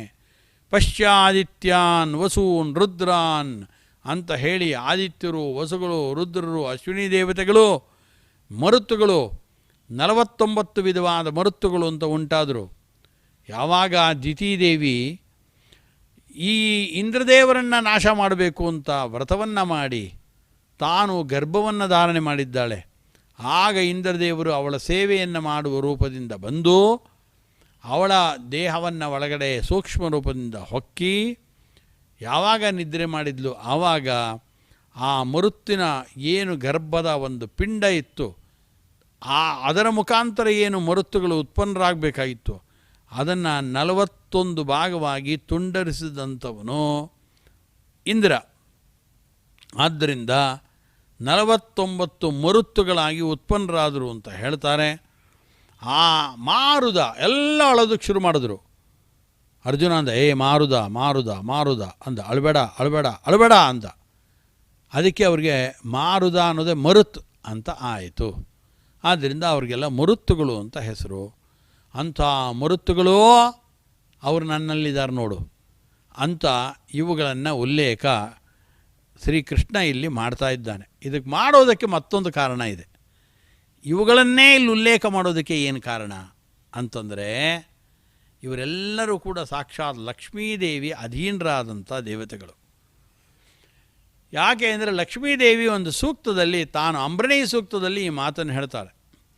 ಅಹಂ ರುದ್ರೇ ಬಿರ್ವತೋ ಬಿಚ್ಚರಾಮ್ಯಹಮ ಆದಿತ್ಯೈರುತ ವಿಶ್ವದೇವೈ ಅಹಂ ಮಿತ್ರಾವರುಣೋ ಬಾಬೀಬರ್ಮ್ಯಹಮಿಂದ್ರಾಗ್ನಿ ಅಹಂ ಅಶ್ವಿನೋಭಾ ಅಂತ ಅಂಬರಣಿ ಸೂಕ್ತದಲ್ಲಿ ಲಕ್ಷ್ಮೀದೇವಿ ಈ ಮಾತು ಹೇಳ್ತಾಳೆ. ಯಾವತ್ತು ನಾನು ಹೊರಡ್ತೇನೆ, ನನ್ನ ಹಿಂಬಾಲಕರಾಗಿ ಮುಂಬಾಲಕರಾಗಿ ಎಲ್ಲರೂ ಕೂಡ ದೇವತೆಗಳು ನನ್ನನ್ನು ಅನುಸರಿಸ್ಕೊಂಡು ಬರ್ತಾರೆ. ಅವರೆಲ್ಲ ನನ್ನ ಅಧೀನರಾದಂಥವರು. ಅಹಂ ರುದ್ರೇಭಿಹಿ ವಸುಭಿಹಿ ಚರಾಮಿ. ನಾನು ಹೊರಟ್ರೆ ಏಕಾದಶ ರುದ್ರರು ನನ್ನ ಹಿಂದೆ ಬರ್ತಾರೆ, ಅಷ್ಟವಸುಗಳು ಬರ್ತಾರೆ ಅಂತ. ಅಹಂ ರುದ್ರೇ ಬಿರ್ವಸೋ ಬಿಚ್ಚರಾಮ್ಯಹಮ ದಿತ್ಯೈರುತ ವಿಶ್ವದೇವೈ. ವಿಶ್ವೇ ದೇವತೆಗಳಿರ್ಬೋದು, ಏಕಾದಶ ರುದ್ರರಿರ್ಬೋದು, 12 ಜನ ಆದಿತ್ಯರಿರ್ಬೋದು, ಅವರೆಲ್ಲ ನಾನು ಹೊರಟ್ರೆ ಸಾಕು, ಅಶ್ವಿನಿ ದೇವತೆಗಳು ಎಲ್ಲ ನನ್ನ ಜೊತೆಗೆ ಬರ್ತಾ ಇರ್ತಾರೆ ಅಂತ ಅಂಬರಣಿ ಸೂಕ್ತದಲ್ಲಿ ಲಕ್ಷ್ಮೀದೇವಿ ತನ್ನ ಬಗ್ಗೆ ತಾನು ಹೇಳ್ಕೊಳ್ಬೇಕಾದ್ರೆ ಈ ಮಾತುಗಳನ್ನು ಹೇಳಿದ್ದಾಳೆ. ಅರ್ಥಾತ್ ಭಗವಂತ ಹೊರಟ್ರೆ ಹಾಗಾದರೆ ಇವರೆಲ್ಲ ಭಗವಂತನ ಅಧೀನ ಅಲ್ವಾ? ಅದಕ್ಕೆ ಮುಂದೆ ಲಕ್ಷ್ಮೀದೇವಿ ಹೇಳಬೇಕಾದ್ರೆ ಮಮ ಯೋನಿರಪ್ಸು ಅಂತಸ್ಸಮುದ್ರೇ ಅಹಂ ರುದ್ರಾಯದ ನರಾತಾನೋಮಿ ಬ್ರಹ್ಮದ್ವಿಶೇಷರಾವೇಹಂತವಾವು ಅಹಂ ಜನಾಯ ಸಮದಂಕೃಣಾಮ್ಯಹಂ ದ್ಯಾವಾ ಪೃಥಿವೀ ಆವಿವೇಶ ಅಹಂ ಸೂವೇ ಪಿತರಾಮಸ್ಯ ಮೂರ್ಧನ್ ಮಮ ಯೋನಿರಪ್ಸು ಅಂತಸ್ಸಾಮುದ್ರೇ ಅಂದ್ಲು ಲಕ್ಷ್ಮೀದೇವಿ. ಇದನ್ನೆಲ್ಲ ಹೇಳ್ಕೊಂಡು ಬಂದ್ಲು. ಬ್ರಹ್ಮದೇವರ ಬದಿಯಲ್ಲಿ ನಾನು ಯಾರನ್ನಾರು ಕೂಡಿಸ್ಬೇಕು ಅಂತಾದರೆ ಕೂಡಿಸ್ತೀನಿ, ನಾನು ಆ ಸಾಮರ್ಥ್ಯ ಇದೆ. ತಂ ಸುಮೇಧಾಂ, ಮಹಾ ದೊಡ್ಡ ಋಷಿಗಳನ್ನು ಮಾಡಬೇಕಾದ್ರೆ ಮಾಡ್ತೀನಿ, ಮಹಾಜ್ಞಾನಿಯನ್ನಾಗಿ ಮಾಡಬೇಕಾದ್ರೆ ನಾನು ಮಾಡ್ತೀನಿ ಅಂತ ಲಕ್ಷ್ಮೀದೇವಿ ಎಲ್ಲ ಹೇಳಿ ಮಮಯೋನಿಹಿ ಅಪ್ಸು ಅಂತಸ್ಸಮುದ್ರೇ. ಆದರೆ ಇಷ್ಟೆಲ್ಲ ಮಾಡುವ ನನಗೆ ಶಕ್ತಿಯನ್ನು ತುಂಬಿ ನನಗೂ ಕಾರಣನಾಗಿರತಕ್ಕಂಥವನು ಸಮುದ್ರಶಾಹಿಯಾಗಿರತಕ್ಕಂಥ ಭಗವಂತನಾಗಿರತಕ್ಕಂಥ ಅನಂತಾಸನ ಅವನೇ ವಿಷ್ಣು, ಅವನೇ ನನಗೆ ಮೂಲ ಕಾರಣ ಅಂತ ಲಕ್ಷ್ಮೀದೇವಿ ತಾನು ಹೇಳ್ಕೊಳ್ತಾಳೆ. ಹಾಗಾದರೆ ಆ ಅಶ್ವಿನಿ ದೇವತೆಗಳು, ರುದ್ರರು, ಆದಿತ್ಯರು ಇವರೆಲ್ಲ ಭಗವಂತನಲ್ಲಿ ಯಾವಾಗಲೂ ಇರ್ತಾರೆ, ನೆಲೆಸಿರ್ತಾರೆ. ಇವರೆಲ್ಲರೂ ಕೂಡ ಭಗವಂತನ ಅಧೀನರಾಗಿರುವಂಥವರು ಅಂತ ತಿಳಿಸೋಕ್ಕೋಸ್ಕರನೇ ಇಲ್ಲಿ ಭಗವಂತ ಕೃಷ್ಣ ಆರಂಭದಲ್ಲೇ ಪಶ್ಯಾದಿತ್ಯಾನ್ನವಸೋನ್ನ ರುದ್ರಾನ್ ಅಶ್ವಿನೋ ಮರುತಸ್ತಥಾ ಅಂತ ಬಹೂನಿ ಅದೃಷ್ಟಪೂರ್ವಾಣಿ ಪಶ್ಯ ಆಶ್ಚರ್ಯಾಣಿ ಭಾರತ ಅಂದ. ಆದ್ದರಿಂದ ಹೇಳ್ತಾ ಇದ್ದಾನೆ, ಇಲ್ಲಿ ತನಕ ನೋಡಿದ ವ್ಯಕ್ತಿಗಳನ್ನು ನೀನು ನೋಡು, ನೋಡದೇ ಇದ್ದ ವ್ಯಕ್ತಿಗಳನ್ನು ನೋಡು ಅಂಥೇಳಿ ಈ ಹೇಳೋ ಸಂದರ್ಭದಲ್ಲಿ ಆದಿತ್ಯರು, ರುದ್ರರು, ವಸುಗಳು, ಮರುತ್ತುಗಳು ಇವರನ್ನೆಲ್ಲ ಭಗವಂತ ಮತ್ತೆ ಉಲ್ಲೇಖವನ್ನು ಮಾಡಿ ಇವರ ಜೊತೆಗೆ ಆ ಲಕ್ಷ್ಮೀದೇವಿ ಇರ್ಬೋದು, ಅವಳ ರೂಪಗಳಿರ್ಬೋದು, ಎಲ್ಲವನ್ನೂ ನೀನು ನನ್ನಲ್ಲಿ ನೋಡ್ಬೋದು. ಆದ್ದರಿಂದ ಅದೃಷ್ಟಪೂರ್ವವಾಗಿರತಕ್ಕಂಥ ವಸ್ತುಗಳನ್ನು ನಾನು ನಿನಗೆ ತೋರಿಸ್ತೇನೆ ಅಂಥೇಳಿ. ಯಾಕೆ ತೋರಿಸ್ತಾ ಇದ್ದೇನೆ ಅಂದರೆ, ನಿನ್ನ ಗುಡಾಕೇಶ, ನೀನು ಮೋಹವನ್ನು ಕಳ್ಕೊಂಡಂಥವನು, ನಿದ್ರೆಯನ್ನು, ಅಜ್ಞಾನದ ನಿದ್ರೆಯನ್ನು ಗೆದ್ದಂಥವನು. ಆದ್ದರಿಂದ ನನ್ನ ದೇಹ ಅಪ್ರಾಕೃತವಾದ ದೇಹ. ಈ ಅಪ್ರಾಕೃತವಾದ ದೇಹ ಜ್ಞಾನಾನಂದಮಯವಾದ ದೇಹ ಅಂತಿದೆಯಲ್ಲ, ಈ ದೇಹವನ್ನು ದರ್ಶನ ಮಾಡೋದು ಅಂದರೆ ಸಾಕ್ಷಾತ್ ನೀನು ಮೋಕ್ಷವನ್ನು ಹೊಂದೋದು ಅಂತ ಅರ್ಥ. ಮೋಕ್ಷದಲ್ಲಿ ಇದನ್ನೇ ಎಲ್ಲ ಮುಕ್ತರಾಗಿರ್ತಕ್ಕಂಥ ಆತ್ಮರು ನೋಡ್ತಾರೆ. ಆದ್ದರಿಂದ ಅನ್ಯದ್ರಷ್ಟುಂ ಇಚ್ಛಸಿ, ಇನ್ನೇನು ನೋಡಬೇಕು ಅಂತ ನಿನಗೆ ಆಸೆ ಆಗಿದೆ ಅದೆಲ್ಲವನ್ನು ನಾನು ನಿನಗೆ ತೋರಿಸ್ತಾ ಇದ್ದೇನೆ ಅಂತ ಕೃಷ್ಣ ಎಲ್ಲವನ್ನು ಅರ್ಜುನನಿಗೆ ತೋರಿಸ್ತಾ ಇದ್ದಾನೆ. ಆದ್ದರಿಂದ ಅರ್ಜುನ ಸಾಮಾನ್ಯ ಅಲ್ಲ. ಅದಕ್ಕೆ ಶ್ರೀಮದ್ ಆಚಾರ್ಯರು ಆರಂಭದಲ್ಲೇ ಹೇಳಿದ್ದು, ಅವನು ಜ್ಞಾನಿ, ಅಪರೋಕ್ಷ ಜ್ಞಾನಿ, ಇಂದ್ರಾವತಾರಿ ಅರ್ಜುನ. ಇಂದ್ರದೇವರು ಅಪರೋಕ್ಷ ಜ್ಞಾನವನ್ನು ಪಡೆದುಕೊಂಡಂಥವರು. ಆದ್ದರಿಂದ ಯಾರು ಅಪರೋಕ್ಷ ಜ್ಞಾನವನ್ನು ಪಡೆದುಕೊಂಡಿದ್ದಾರೆ ಅಂಥ ವ್ಯಕ್ತಿಗಳು ಮಾತ್ರ ಈ ರೀತಿಯಾಗಿ ಭಗವಂತನ ವಿಶ್ವರೂಪವನ್ನು ಕಾಣೋದಕ್ಕೆ ಅವನ ಅನುಗ್ರಹವಾದರೆ ಅದು ಶಕ್ತವಾಗತ್ತೆ. ಸಾಮಾನ್ಯರಾದಂಥವರಿಗೆ ಕಷ್ಟ. ಆದ್ದರಿಂದ ಭಗವಂತ ಕೃಷ್ಣ ನತಮ ಎಲ್ಲವನ್ನು ನೋಡು ಅಂತ ಹೇಳಿದ. ಅರ್ಜುನ ನೋಡ್ತಾ ಇದ್ದಾನೆ, ಎದುರುಗಡೆ ನೋಡ್ತಾ ಇದ್ದಾನೆ, ಕೃಷ್ಣನ್ ನೋಡ್ತಾ ಇದ್ದಾನೆ. ಕೃಷ್ಣನ್ ನೋಡ್ತಾ ಇದ್ದಾಗ ನೋಡ್ತಾ ಹೇಳ್ತಾ ಇದ್ದಾನೆ ಅರ್ಜುನ ಕೃಷ್ಣ, ಹೇ ಪ್ರಭೋ ಸರ್ವಸಮರ್ಥ, ಏನೂ ಕಾಣಿಸ್ತಾ ಇಲ್ಲ ಅಂದ. ವಸುಗಳು ಕಾಣಿಸ್ತಿಲ್ಲ, ರುದ್ರರು ಕಾಣಿಸ್ತಿಲ್ಲ, ಅಶ್ವಿನಿ ದೇವತೆಗಳು, ನಿನ್ನ ಅಪ್ರಾಕೃತವಾದ ದಿವ್ಯವಾಗಿರ್ತಕ್ಕಂಥ ವಿಗ್ರಹ ಕಾಣಿಸ್ತಿಲ್ಲ ಅಂತ ಅರ್ಜುನ ಅಂದ. ನೋಡು ಅಂತ ಇದ್ದಾನೆ, ಕಾಣಿಸ್ತಾನೇ ಇಲ್ಲ. ನೋಡು ಅಂತಂದರೆ ಕಾಣಿಸ್ತಾ ಇಲ್ಲ ಅಂತ ಅಂದರು. ಯಾವಾಗ ಕಾಣಿಸ್ತಾ ಇಲ್ಲ ಆವಾಗ ಕೃಷ್ಣ ಕೂಡಲೇ ನಕ್ಕೊಂಡು ಅರ್ಜುನನಿಗೆ ಹೇಳ್ತಾ ಇದ್ದಾನೆ, ಅರ್ಜುನ, ನಿನ್ನ ಈ ಕಣ್ಣುಗಳಿದೆಯಲ್ಲ, ಇದು ಪಾಂಚಭೌತಿಕವಾದ ದೇಹದಲ್ಲಿ ಇರುವ ಕಣ್ಣಿದು. ಇದು ಪ್ರಾಕೃತವಾದ ಕಣ್ಣು, ಇದು ಅಪ್ರಾಕೃತವಾದ ಕಣ್ಣಲ್ಲ. ನೀನು ನೋಡಕ್ಕೆ ಹೊರಟಿರೋವಂಥದ್ದು ದಿವ್ಯವಾಗಿರತಕ್ಕಂಥ ನನ್ನ ವಿಶ್ವರೂಪವನ್ನು, ದಿವ್ಯವಾದ ವಿಶ್ವರೂಪವನ್ನು ನೋಡುವ ಕಣ್ಣೆಂಥದ್ದು ಗೊತ್ತಾ? ಅದು ದಿವ್ಯವಾದ ಕಣ್ಣೇ ಆಗಿರಬೇಕು. ಹೊರತೋ ಈ ಲೌಕಿಕವಾದ ಕಣ್ಣಿನಿಂದ ಲೌಕಿಕವಾದ ಪಾಂಚಭೌತಿಕವಾದ ವಸ್ತುಗಳನ್ನು ಮಾತ್ರ ನೋಡ್ಬೋದು. ಆದ್ದರಿಂದ ಅರ್ಜುನನಿಗೆ ಹೇಳ್ತಾ ಇದ್ದಾನೆ, ನೋಡು ಅಂತಂದರೆ ಏನೂ ಕಾಣಿಸ್ತಿಲ್ಲ. ನೋಡ್ತಾ ಇದ್ದಾನೆ ಇಲ್ಲ ಕೃಷ್ಣ, ನನ್ನ ಎದುರಿಗಿರೋ ಅಂಥ ಅದೇ ರೂಪ ಏನು ತೋರಿಸ್ತೀಯಲ್ಲ ಅದು ಮಾತ್ರ ಕಾಣಿಸ್ತಾ ಇದೆ, ವಿಶ್ವರೂಪ ಕಾಣಿಸೋಲ್ಲ ಅಂದ. ಆಗ ಭಗವಂತ ಹೇಳ್ತಾನೆ, ನತುಮಾಂ ಶಕ್ಯಸೇ ದ್ರಷ್ಟುಂ ಅನೇನೈವ ಸ್ವಚಕ್ಷುಷ. ಇದೇ ಈ ನೀನು ಪಾಂಚಭೌತಿಕವಾದ ಈ ನಿನ್ನ ಕಣ್ಣಿದೆಯಲ್ಲ, ಈ ಕಣ್ಣಿನಿಂದ ನೀನು ನನ್ನನ್ನು ನೋಡಕ್ಕಾಗೋಲ್ಲ ಅಂತ ಅಂದ. ದಿವ್ಯಂ ದದಾಮಿತೆ ಚಕ್ಷು ಪಶ್ಚಮೇ ಯೋಗಮೈಶ್ವರಂ. ಐಶ್ವರಂ ಯೋಗಂ ಗೊತ್ತಾಯ್ತಾ? ಅವನಂತ ಇದ್ದಾನೆ, ಅಲೌಕಿಕವಾದ ದೃಷ್ಟಿಯನ್ನು ನಾನು ನಿನಗೆ ಕೊಡ್ತೇನೆ, ದಿವ್ಯವಾದ ಚಕ್ಷುಸ್ಸನ್ನು ನಾನು ನಿನಗೆ ಕೊಡ್ತೇನೆ. ಆವಾಗ ನೀನು ನನ್ನ ಸಾಮರ್ಥ್ಯವನ್ನು ನೀನು ನೋಡ್ಬೋದು, ನನ್ನ ವಿಶ್ವರೂಪವನ್ನು ನೋಡ್ಬೋದು. ಅಚಿಂತ್ಯ ಶಕ್ತಿಯಿಂದ ಕೂಡಿರತಕ್ಕಂಥ ನನ್ನ ದೊಡ್ಡ ಏನು ವಿಶ್ವರೂಪ ಇದೆ, ಪರಮಾದ್ಭುತವಾದದು ವಿಶ್ವರೂಪ, ಅದನ್ನು ನೋಡಬೇಕಾದ್ರೆ ನಿನಗೆ ದಿವ್ಯವಾದ ಚಕ್ಷುಸ್ಸು ಬೇಕು. ಆದ್ದರಿಂದಲೇ ಹಿಂದೆ ಇದೇ ಗೀತೆಯಲ್ಲಿ ಕೃಷ್ಣ ಇದೇ ಮಾತುಗಳನ್ನು ಹೇಳಿದ್ದ. ಎಲ್ಲ ಕಡೆ ಭಗವಂತನ ರೂಪಗಳಿದೆಯಾ? ಇದೆ. ಕಾಣೋಲ್ಲಲ್ಲ ಮತ್ತೆ ಅಂದರೆ ಭಗವಂತ ಹೇಳ್ದ, ನಾನು ಅವ್ಯಕ್ತ ರೂಪದಲ್ಲಿದ್ದೇನೆ. ಅವ್ಯಕ್ತವಾಗಿರತಕ್ಕಂಥ ರೂಪದಲ್ಲಿ ಏನಾದರೂ ಭಗವಂತ ಇದ್ದರೆ ಆವಾಗ ಅಂಥ ಅವ್ಯಕ್ತ ರೂಪದಲ್ಲಿರುವಂಥ ಭಗವಂತನನ್ನು ಈ ಪಾಂಚಭೌತಿಕವಾದ ಕಣ್ಣುಗಳಿಂದ ನೋಡೋದಕ್ಕೆ ಸಾಧ್ಯನೇ ಇಲ್ಲ. ಆದ್ದರಿಂದ ಭಗವಂತನ ಅಂಥ ರೂಪವನ್ನು ನೋಡಬೇಕಾದರೆ ದಿವ್ಯವಾದ ಕಣ್ಣುಗಳು ಬೇಕಾಗುತ್ತವೆ. ಸಂಜಯನಿಗೆ ವೇದವ್ಯಾಸರು ದಿವ್ಯವಾದ ಚಕ್ಷುಸ್ಸನ್ನು ಕೊಟ್ಟಿದ್ದರು. ಆದ್ದರಿಂದ ಆತ ಎಲ್ಲವನ್ನು ನೋಡೋದಕ್ಕೆ ಸಾಧ್ಯವಾಯಿತು. ಅರ್ಜುನನಿಗೂ ಕೂಡ ಭಗವಂತನಾದ ಕೃಷ್ಣ ದಿವ್ಯವಾದ ಚಕ್ಷುಸ್ಸನ್ನು ಕೊಟ್ಟಿದ್ದಾನೆ. ಅದು ಎಂಥದ್ದು ಚಕ್ಷುಸ್ಸದು ದಿವ್ಯವಾದದ್ದು ಅಂದರೆ ಅದು ಎಂಥದ್ದು ಅಂತ ನಮ್ಮ ಕೈಲಿ ನಿರೂಪಣೆ ಮಾಡಲಿಕ್ಕಾಗೋಲ್ಲ. ದಿವ್ಯವಾದ ಚಕ್ಷುಸ್ಸು, ಈ ಚಕ್ಷುಸ್ಸು ಎಂಥದ್ದು? ಇದು ಪ್ರಾಕೃತಿಕವಾದ ಪಾಂಚಭೌತಿಕವಾದ ಚಕ್ಷುಸ್ಸಿದು ಕಣ್ಣು.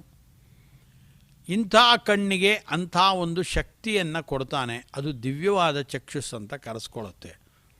ಅದು ಹೇಗಿರುತ್ತೆ ಏನು ಅದರ ಪೂರ್ಣವಾದ ಕಲ್ಪನೆಯನ್ನು ಶಬ್ದಗಳಲ್ಲಿ ಕೊಡೋದು ಕಷ್ಟ. ಆದ್ದರಿಂದ ಏನಾದರೂ ಮಾಡಿ ನಾವು ದುಡ್ಡು ಕೊಟ್ಟು ಕಾಸು ಕೊಟ್ಟು, ಇದೇನು ಕನ್ನಡಕದ ಥರ ಅಲ್ಲ, ಕನ್ನಡಕ ತಂದು ದುಡ್ಡು ಕೊಟ್ಟು ತಂದು ಹಾಕ್ಕೊಳ್ಳೋ ಹಂಗೆ ದಿವ್ಯವಾದ ಚಕ್ಷುಸ್ ಅಂತಂದಿರುತ್ತೆ, ಅದನ್ನು ತಂದು ಈ ಕಣ್ಣಿನ ಮೇಲೆ ಹಾಕ್ಕೊಂಡ್ಬಿಟ್ರೆ ಎಲ್ಲ ಕಾಣುತ್ತೆ ಅಲ್ಲ. ಅದು ನಿರಂತರವಾದ ಯೋಗದ ಸಾಧನೆಯಿಂದ, ಭಗವಂತನ ತತ್ವಜ್ಞಾನದ ಅರಿವಿನಿಂದ ಬರೋವಂಥದ್ದು ದಿವ್ಯವಾದ ಚಕ್ಷುಸ್ಸು. ಆದ್ದರಿಂದ ಯೋಗಿಗಳ ಜ್ಞಾನ ಅಂತಂತೀವಿ. ಯೋಗ ಶಕ್ತಿಯನ್ನು ಪಡೆದಂಥ ವ್ಯಕ್ತಿಗಳು ಮಾತ್ರ. ನಮಗೆ ಎದುರುಗಡೆ ಗಾಳಿ ಕಾಣುತ್ತಾ? ಕಾಣಲ್ಲ. ಆಕಾಶವನ್ನು ನೋಡಲಿಕ್ಕಾಗತ್ತಾ? ಕಾಣಲ್ಲ. ಯೋಗಿಗಳಾದಂಥವರಿಗೆ ಸೂಕ್ಷ್ಮವಾದ ನೀಲ ರೂಪದಲ್ಲಿರುವಂಥ ಈ ಆಕಾಶ ಅದವ್ರ ಕಣ್ಣಿಗೆ ಕಾಣುತ್ತೆ. ಯಾಕೆ ಅಂದರೆ ಅದು ಅವರದ್ದು ದಿವ್ಯವಾದ ಚಕ್ಷುಸ್ಸದು. ಭಗವಂತನ ಅಪ್ರಾಕೃತವಾದ ವಿಶ್ವರೂಪವನ್ನು ನೋಡಬೇಕಾದರೆ ಇದಕ್ಕೆ ಮತ್ತೊಂದು ರೀತಿಯಾದ ದಿವ್ಯವಾದ ಚಕ್ಷುಸ್ಸು ಬೇಕು. ಆ ಚಕ್ಷುಸ್ಸನ್ನು ಕೃಷ್ಣ ಹೇಳ್ತಾ ಇದ್ದಾನೆ, ಅರ್ಜುನನಿಗೆ ತೋರಿಸ್ಬೇಕು ವಿಶ್ವರೂಪ ಅಂತ ತೀರ್ಮಾನ ಮಾಡಿದವನೋ ಭಗವಂತ. ಆದ್ದರಿಂದ ಅರ್ಜುನ ಹೇಳಿದ್ದು, ಹೇ ಪ್ರಭೋ ಅಂದ, ಸರ್ವಸಮರ್ಥ ನೀನು ಅಂದ. ಸರ್ವಸಮರ್ಥನಾದ್ದರಿಂದಲೇ ಅರ್ಜುನನಿಗೋಸ್ಕರವಾಗಿ ದಿವ್ಯವಾದ ಚಕ್ಷುಸ್ಸನ್ನು ನೀಡಿದ. ದಿವ್ಯಂ ದದಾಮಿತೆ ಚಕ್ಷು ಅಂದ. ನದು ಮಾಂ ಶಕ್ಯಸೇ ದ್ರಷ್ಟುಂ ಅನೇನೈವ ಸ್ವಚಕ್ಷುಷ. ಆದ್ದರಿಂದ ಪಾಂಚಭೌತಿಕವಾದ ನಮ್ಮ ಇಂದ್ರಿಯಗಳೇನಿದೆ, ಇವುಗಳು ಪಾಂಚಭೌತಿಕವಾದ ಕೆಲವು ವಸ್ತುಗಳನ್ನು ನೋಡ್ಬೋದೇ ಹೊರತು ಪಂಚಭೂತಗಳಿಂದ ನಿರ್ಮಿತವಾದ ಎಲ್ಲ ವಸ್ತುಗಳನ್ನು ಈ ಕಣ್ಣು ನೋಡೋಕ್ಕೆ ಸಾಧ್ಯ ಇಲ್ಲ, ಈ ಮನಸ್ಸು ತಿಳ್ಕೊಳ್ಳೋಕ್ಕೆ ಸಾಧ್ಯ ಇಲ್ಲ, ಈ ಸ್ಪರ್ಶನೇಂದ್ರಿಯ ಮುಟ್ಟೋದಕ್ಕೆ ಸಾಧ್ಯ ಇಲ್ಲ. ಪರಮಾಣುಗಳಿದೆ, ಅದು ಪಂಚಭೂತಗಳಿಗೆ ಸಂಬಂಧಪಟ್ಟ ವಸ್ತುಗಳೇ ಪರಮಾಣುಗಳು. ಈ ಕಣ್ಣಿಂದ ನೋಡೋಕ್ಕಾಗತ್ತಾ? ಅದನ್ನ ಕಾಣೋಲ್ಲ. ನಾನಾ ವಿಧವಾದ ರೂಪಗಳಿರ್ಬೋದು, ಅದು ಯಾವುದು ನಮ್ಮ ಕಣ್ಣಿನಿಂದ ನೋಡೋಕ್ಕಾಗಲ್ಲ.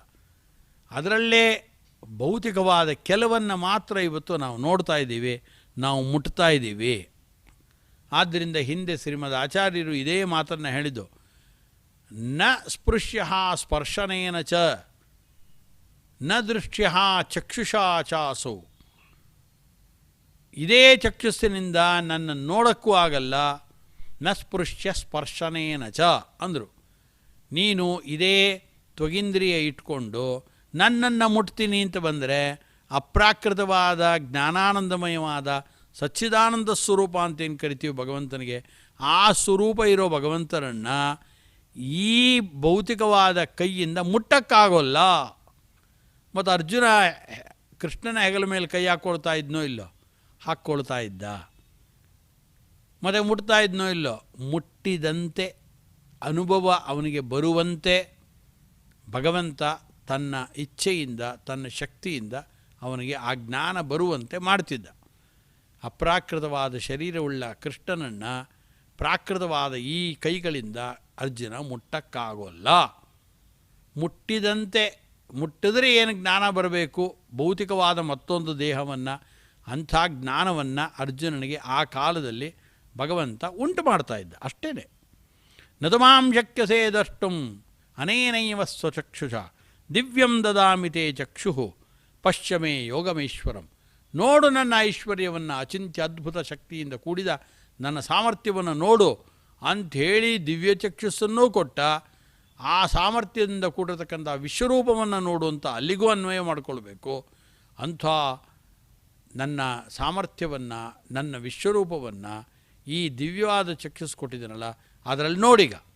ಏನು ನೋಡೀಗ ಅಂದರೆ, ಪಶ್ಚಾದಿತ್ಯಾನ್ ವಸೂನ್ ರುದ್ರಾನ್ ಅಶ್ವಿನೋ ಮರುತಸ್ತದ. ಈಗ ನೋಡು ಆದಿತ್ಯರನ್ನು, ಅಶ್ವಿನಿ ದೇವತೆಗಳನ್ನು, ಮರುತ್ತುಗಳನ್ನು ಎಲ್ಲರನ್ನೂ ಈಗ ನೋಡು ಕಾಣುತ್ತೆ ಅಂದ. ಆವಾಗ ನೋಡ್ತಾ ಇದ್ದಾನೆ ಅರ್ಜುನ. ಇದನ್ನು ನೋಡ್ತಾ ಇದ್ದಂತೆ ಸಂಜಯ ಉವಾಚ, ಧೃತರಾಷ್ಟ್ರ ಕೇಳ್ದ, ಅರ್ಜುನನಿಗೆ ಕೊಟ್ಟ ದಿವ್ಯವಾದ ಚಕ್ಷುಸ್ಸು ಅಂತ ಕೇಳ್ತಾ ಇದ್ದಾನೆ. ಹೌದು ಅಂತಂದ ಸಂಜಯ. ಏವ ಮುಕ್ತ್ವಾ ತಥೋ ರಾಜನ್ ಮಹಾಯೋಗೇಶ್ವರೋ ಹರಿಃ ದರ್ಶಯಾಮಾಸ ಪಾರ್ಥಾಯ ಪರಮಂ ರೂಪಮೈಶ್ವರಂ ಅಂತಂದ. ಪರಮಂ ರೂಪಮೈಶ್ವರಂ ದರ್ಶಯಾಮಾಸ. ಭಗವಂತನಾದ ಹರಿ ತನ್ನ ಅಚಿಂತ್ಯ ಅದ್ಭುತ ಶಕ್ತಿಯಿಂದ ಕೂಡಿರತಕ್ಕಂಥ ವಿಶ್ವರೂಪವನ್ನು ಅರ್ಜುನನಿಗೆ ತೋರಿಸ್ದ. ಅರ್ಜುನ ಅದನ್ನು ನೋಡ್ದ. ಹೇಗೆ ನೋಡ್ದ ಅಂದರೆ ದಿವ್ಯವಾದ ಚಕ್ಷುಸ್ಸನ್ನು ಕೊಟ್ಟಿದ್ದರಿಂದ ನೋಡ್ದ. ಏವ ಮುಕ್ತ್ವಾ ತಥೋ ರಾಜನ್ ಮಹಾಯೋಗೇಶ್ವರೋ ಹರಿಹಿ. ಮಹಾಯೋಗೇಶ್ವರನಾದಂಥವನು ಜಗತ್ತಿನಲ್ಲಿ ಯಾರು ಅಂದರೆ ಅದು ಭಗವಂತ ಅಂತಂದ.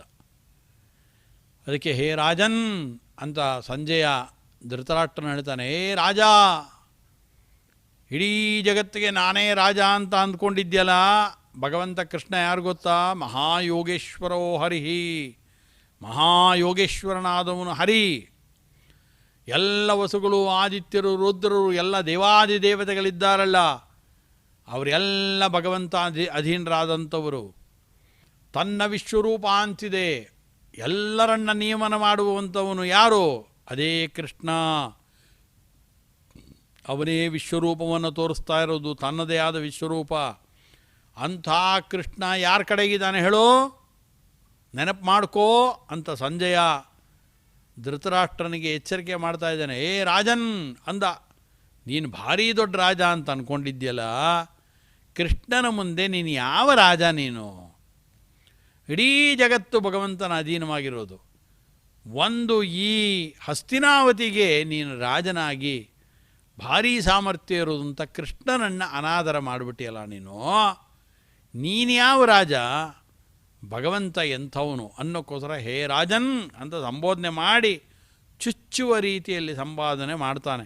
ಮಾಡಿ ಮಹಾಯೋಗೇಶ್ವರೋ ಹರಿಹಿ, ಮಹಾಯೋಗೇಶ್ವರನಾದಂಥವನು ಹರಿ. ಅವನು ಸಂಧಾನಕ್ಕೆ ಬಂದರೆ ಅದನ್ನು ಧಿಕ್ಕರಿಸ್ಬಿಟ್ಟಿಯ. ಅವನು ಉಪದೇಶವನ್ನು ಕೊಡಕ್ಕೆ ಬಂದರೆ ನೀನು ಕೇಳಲಿಲ್ಲ, ತಪ್ಪು ಮಾಡಿದ್ಯಾ. ಆದ್ದರಿಂದ ಅಂಥ ಭಗವಂತ ಯಾರು ಅಂತ ಹೇಳಬೇಕಾದ್ರೆ ಇಲ್ಲಿ ವಿಶೇಷವಾಗಿ ಉಲ್ಲೇಖ ಮಾಡಿದ್ದು ಹರಿಹಿ. ಯಾಕೆ ಹರಿ ಅಂತ ಕರೀತಾರೆ ಭಗವಂತ? ಸರ್ವಯಜ್ಞ ಭಾಗಹಾರಿತ್ವಾತ್ ಹರಿಹಿ. ಎಲ್ಲ ವ್ಯಕ್ತಿಗಳು ಯಾವ್ಯಾವ ರೀತಿಯಾದ ಯಜ್ಞಗಳನ್ನು ಮಾಡ್ತಾರೆ. ದ್ರವ್ಯಯಜ್ಞ, ತಪೋಯಜ್ಞ, ಜ್ಞಾನಯಜ್ಞಸ್ತದಾಪರೆ, ಸ್ವಾಧ್ಯಾಯಜ್ಞಾನಯಜ್ಞಾಶ್ಚಯತಯ ಸಂಶ್ರಿತವ್ರತಾ ಅಂತ ಹಿಂದೆ ಎಲ್ಲ ಅನೇಕ ವಿಧವಾದ ಯಜ್ಞಗಳಿದೆ ಅಂತಂದರು. ಎಲ್ಲ ವಿಧವಾದ ಯಜ್ಞಗಳಲ್ಲಿ ಅದರ ಭಾಗವನ್ನು ತೆಗೆದುಕೊಳ್ಳುವನು, ಸ್ವೀಕಾರ ಮಾಡುವನು ಭಗವಂತನಾದ್ದರಿಂದ ಹರತೀತಿ ಹರಿಹಿ. ಅವನಿಗೆ ಹರಿ ಅಂತ ಹೆಸರು. ಇಡೋಬಹೂತಂ ಗೇಹೇಶು ಹರೇ ಭಾಗಂ ಕೃತುಷ್ವಹಂ ವರ್ಣೋ ಮೇ ಹರಿತಶ್ರೇಷ್ಠ ತಸ್ಮಾತ್ ಹರಿಡಿತಿ ಸ್ಮೃತಃ ಅಂತ ಸ್ವತಃ ಭಗವಂತ ಮಹಾಭಾರತದ ಮೋಕ್ಷ ಧರ್ಮದಲ್ಲಿ ನನಗೆ ಹರಿ ಅಂತ ಹೆಸರು ಅಂತ ಸ್ವತಃ ಭಗವಂತನೇ ತನ್ನ ಬಗ್ಗೆ ತಾನು ಹೇಳಿಕೊಂಡಿದ್ದಾನೆ. ಅದು ಯಾಕೆ ಭಗವಂತ ಹರಿಯಾದಂಥ ಭಗವಂತ ಏನು ಮಾಡ್ತಾನೆ, ಇಲ್ಲಿ ಯಾಕೆ ಹರಿ ಅಂತ ಶಬ್ದವನ್ನು ಪ್ರಯೋಗ ಮಾಡಿದ್ರು, ಇದೆಲ್ಲ ವಿಚಾರಗಳನ್ನು ಮುಂದಿನ ಸಂಚಿಕೆಯಲ್ಲಿ ನಾವು ನೋಡೋಣ. ಅಂಥ ಭಗವಂತ ಅತ್ಯಂತ ಅದ್ಭುತವಾಗಿರತಕ್ಕಂಥ ವಿಶ್ವರೂಪವನ್ನು ತೋರಿಸ್ತಾ ಇದ್ದಾನೆ. ಅದರ ವರ್ಣನೆಗಳನ್ನಾದರೂ ಕೂಡ ನಾವು ನಮ್ಮ ಕಿವಿಯಾರ ಕೇಳಿ ನಮ್ಮ ಜನ್ಮವನ್ನು ಸಾರ್ಥಕ ಮಾಡಿಕೊಳ್ಳೋಣ ಅಂತ ಹೇಳ್ತಾ, ಅಂಥ ಭಗವಂತನ ಚರಣಾರವಿಂದಗಳಿಗೆ ಈ ಎಲ್ಲ ಪುಷ್ಪಗಳನ್ನು, ವಾಕ್ಪುಷ್ಪಗಳನ್ನು ಕೂಡ ಸಮರ್ಪಣೆ ಮಾಡ್ತಾ ಇದ್ದೇನೆ. ಹರೇ ನಮಃ. ಶ್ರೀಕೃಷ್ಣಾರ್ಪಣಮಸ್ತು. ಶ್ರೀಕೃಷ್ಣ ಪರಮಾತ್ಮನ ವಿಶ್ವರೂಪ ಹಾಗೆ ನಮ್ಮ ಕಣ್ಣೆದುರುಗಡೆನೇ ಸಾಕ್ಷಾತ್ ಶ್ರೀಮನ್ನಾರಾಯಣನೇ ಬಂದು ನಮಗೆ ಅವತಾರವನ್ನು, ಆ ವಿಶ್ವರೂಪವನ್ನು ದರ್ಶನ ನೀಡಿದ್ದಾರೆ ಎಂಬ ಒಂದು ಭಾವನೆ ನಮ್ಮೆಲ್ಲರಿಗೂ ಬಂತು ಅಂತ ಅಂದ್ಕೊಳ್ತೀನಿ. ಈಗ ನಾವೆಲ್ಲರೂ ಕೂಡ ಈ ಪಾರಾಯಣವನ್ನು ಮತ್ತೊಮ್ಮೆ ಇವತ್ತಿನ ಸಂಚಿಕೆಯಲ್ಲಿ ಶ್ರದ್ಧೆಯಿಂದ ಪಾರಾಯಣವನ್ನು ಮಾಡೋಣ. ಅಥ ಶ್ರೀಮದ್ಭಗವದ್ಗೀತಾಸು ಉಪನಿಷತ್ಸು ಬ್ರಹ್ಮವಿದ್ಯಾಯಾಂ ಯೋಗಶಾಸ್ತ್ರೇ ಶ್ರೀಕೃಷ್ಣಾರ್ಜುನ ಸಂವಾದೇ ವಿಶ್ವರೂಪ ಸಂದರ್ಶನ ಯೋಗೋ ನಾಮ ಏಕಾದಶೋऽಧ್ಯಾಯಃ. ಅರ್ಜುನ ಉವಾಚ ಅರ್ಜುನ ಉವಾಚ ಮದನುಗ್ರಹಾಯ ಪರಮಂ ಮದನುಗ್ರಹಾಯ ಪರಮಂ ಗುಹ್ಯಮಧ್ಯಾತ್ಮ ಸಂಜ್ಞಿತಂ ಗುಹ್ಯಮಧ್ಯಾತ್ಮ ಸಂಜ್ಞಿತಂ ಯತ್ವಯೋಕ್ತಂ ವಚಸ್ತೇನ ಯತ್ವಯೋಕ್ತಂ ವಚಸ್ತೇನ ಮೋಹೋಯಂ ವಿಗತೋ ಮಮ ಮೋಹೋಯಂ ವಿಗತೋ ಮಮ ಭವಾಪ್ಯಯೌ ಹಿ ಭೂತಾನಾಂ ಭವಾಪ್ಯಯೌ ಹಿ ಭೂತಾನಾಂ ಶ್ರುತೌ ವಿಸ್ತರಶೋ ಮಯಾ ಶ್ರುತೌ ವಿಸ್ತರಶೋ ಮಯಾ ತ್ವತ್ತಃ ಕಮಲಪತ್ರಾಕ್ಷ ತ್ವತ್ತಃ ಕಮಲಪತ್ರಾಕ್ಷ ಮಾಹಾತ್ಮ್ಯಮಪಿ ಚಾವ್ಯಯಂ ಮಾಹಾತ್ಮ್ಯಮಪಿ ಚಾವ್ಯಯಂ ಏವಮೇತದ್ಯಥಾರ್ಥತ್ವಂ ಏವಮೇತದ್ಯಥಾ ತತ್ವಂ ಆತ್ಮಾನಂ ಪರಮೇಶ್ವರ ಆತ್ಮಾನಂ ಪರಮೇಶ್ವರ ದ್ರಷ್ಟುಮಿಚ್ಛಾಮಿ ತೇ ರೂಪಂ ದ್ರಷ್ಟುಮಿಚ್ಛಾಮಿ ತೇ ರೂಪಂ ಐಶ್ವರಂ ಪುರುಷೋತ್ತಮ ಐಶ್ವರಂ ಪುರುಷೋತ್ತಮ ಮನ್ಯಸೇ ಯದಿ ತಚ್ಛಕ್ಯಂ ಮನ್ಯಸೇ ಯದಿ ತಚ್ಛಕ್ಯಂ ಮಯಾ ದ್ರಷ್ಟುಮಿತಿ ಪ್ರಭೋ ಮಯಾ ದ್ರಷ್ಟುಮಿತಿ ಪ್ರಭೋ ಯೋಗೇಶ್ವರ ತತೋ ಮೇ ತ್ವಂ ಯೋಗೇಶ್ವರ ತತೋ ಮೇ ತ್ವಂ ದರ್ಶಯಾತ್ಮಾನಮವ್ಯಯಂ ದರ್ಶಯಾತ್ಮಾನಮವ್ಯಯಂ ಶ್ರೀಭಗವಾನುವಾಚ ಶ್ರೀಭಗವಾನುವಾಚ ಪಶ್ಯ ಮೇ ಪಾರ್ಥರೂಪಾಣಿ ಪಶ್ಯ ಮೇ ಪಾರ್ಥರೂಪಾಣಿ ಶತಶೋಥ ಸಹಸ್ರಶಃ ಶತಶೋಥ ಸಹಸ್ರಶಃ ನಾನಾವಿಧಾನಿ ದಿವ್ಯಾನಿ ನಾನಾವಿಧಾನಿ ದಿವ್ಯಾನಿ ನಾನಾವರ್ಣಾಕೃತೀನಿ ಚ ನಾನಾವರ್ಣಾಕೃತೀನಿ ಚ ಪಶ್ಯಾದಿತ್ಯಾನ್ ವಸೂನ್ ರುದ್ರಾನ್ ಪಶ್ಯಾದಿತ್ಯಾನ್ ವಸೂನ್ ರುದ್ರಾನ್ ಅಶ್ವಿನೌ ಮರುತಸ್ತಥಾ ಅಶ್ವಿನೌ ಮರುತಸ್ತಥಾ ಬಹೂನ್ಯದೃಷ್ಟಪೂರ್ವಾಣಿ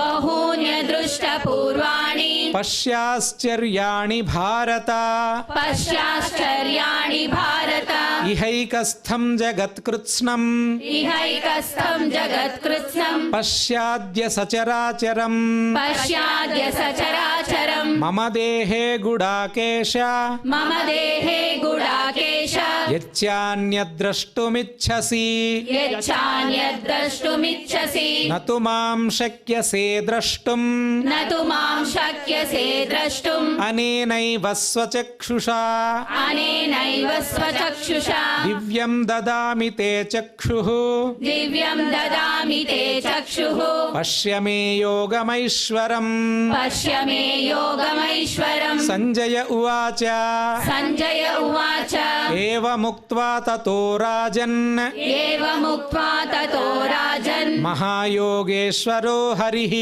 ಮಹಾಯೋಗೇಶ್ವರೋ ಹರಿಃ ದರ್ಶಯಾಮಾಸ ಪಾರ್ಥಾಯ ದರ್ಶಯಾಮಾಸ ಪಾರ್ಥಾಯ ಪರಮಂ ರೂಪಮೈಶ್ವರಂ ಪರಮಂ ರೂಪಮೈಶ್ವರಂ ಅನೇಕವಕ್ತ್ರನಯನಂ ಅನೇಕವಕ್ತ್ರನಯನಂ ಅನೇಕಾದ್ಭುತದರ್ಶನಂ ಅನೇಕಾದ್ಭುತದರ್ಶನಂ ಅನೇಕದಿವ್ಯಾಭರಣಂ ಅನೇಕದಿವ್ಯಾಭರಣಂ ದಿವ್ಯಾನೇಕೋದ್ಯತಾಯುಧಂ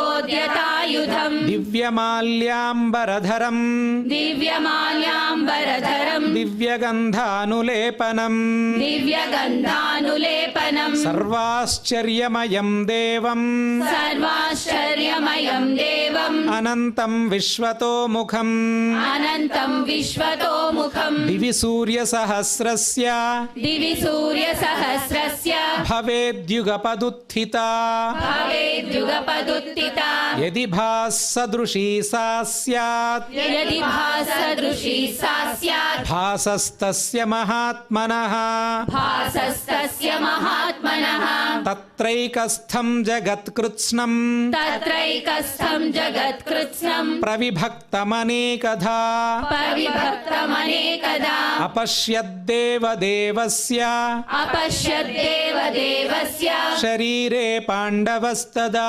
ಶರೀರೆ ಪಾಂಡವಸ್ತದಾ ತತಃ ಸ ವಿಸ್ಮಯಾವಿಷ್ಟೋ ತತಃ ಸ ವಿಸ್ಮಯಾವಿಷ್ಟೋ ಹೃಷ್ಟರೋ ಮಾಧನಂಜಯ ಹೃಷ್ಟರೋ ಮಾಧನಂಜಯಃ ಪ್ರಣಮ್ಯ ಶಿರಸಾ ದೇವಂ ಪ್ರಣಮ್ಯ ಶಿರಸಾ ದೇವಂ ಕೃತಾಂಜಲಿರಭಾಷತ ಕೃತಾಂಜಲಿರಭಾಷತ ಅರ್ಜುನ ಉವಾಚ ಅರ್ಜುನ ಉವಾಚ पश्यामि देवांस्तव देवदेहे पश्यामि देवांस्तव देवदेहे सर्वांस्तथा भूतविशेषसङ्घान् सर्वांस्तथा भूतविशेषसङ्घान् ब्रह्माणमीशं कमलासनस्थं ब्रह्माणमीशं कमलासनस्थं ऋषींश्च सर्वानुरगांश्च दिव्यान् ऋषींश्च सर्वानुरगांश्च दिव्यान् अनेकबाहूदरवक्त्रनेत्रम्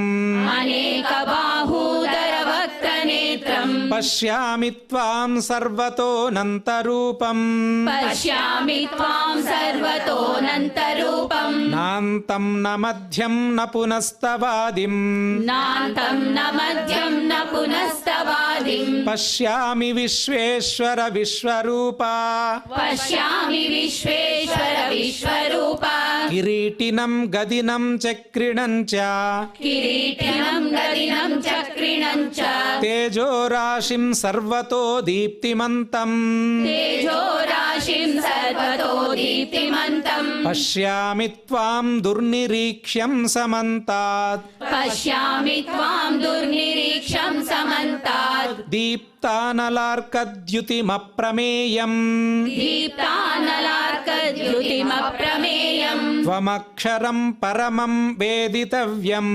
त्वमक्षरं परमं वेदितव्यम् त्वमस्य विश्वस्य परं निधानम् त्वमस्य विश्वस्य परं निधानम् त्वमव्ययः शाश्वतधर्मगोप्ता त्वमव्ययः शाश्वतधर्मगोप्ता सनातनस्त्वं पुरुषो मतो मे सनातनस्त्वं पुरुषो मतो मे अनादिमध्यान्तमनन्तवीर्यम् अनादिमध्यान्तमनन्तवीर्यम् अनन्तबाहुं शशिसूर्यनेत्रम् अनन्तबाहुं शशिसूर्यनेत्रम् पश्यामि त्वां दीप्तहुताशवक्त्रम् पश्यामि त्वां दीप्तहुताशवक्त्रम् स्वतेजसा विश्वमिदं तपन्तम् स्वतेजसा विश्वमिदं तपन्तम् या वा पृथिव्योरिदमन्तरं हि द्यावा पृथिव्योरिदमन्तरं हि व्याप्तं त्वयैकेन दिशश्च सर्वाः व्याप्तं त्वयैकेन दिशश्च सर्वाः दृष्ट्वाद्भुतं रूपमुग्रं तवेदम् दृष्ट्वाद्भुतं रूपमुग्रं तवेदम् लोकत्रयं प्रव्यथितं महात्मन् लोकत्रयं प्रव्यथितं महात्मन् अमीहि त्वां सुरसङ्घा विशन्ति अमीहि त्वां सुरसङ्घा विशन्ति केचिद्भीताः प्राञ्जलयो गृह्णन्ति केचित् भीताः प्राञ्जलयो गृह्णन्ति स्वस्तीत्युक्त्वा महर्षिः सिद्धसङ्घाः स्वस्तीत्युक्त्वा महर्षि सिद्धसङ्घाः स्तुवन्ति त्वां स्तुतिभिः पुष्कलाभिः स्तुवन्ति त्वां स्तुतिभिः पुष्कलाभिः रुद्रादित्या वसवो ये च साध्याः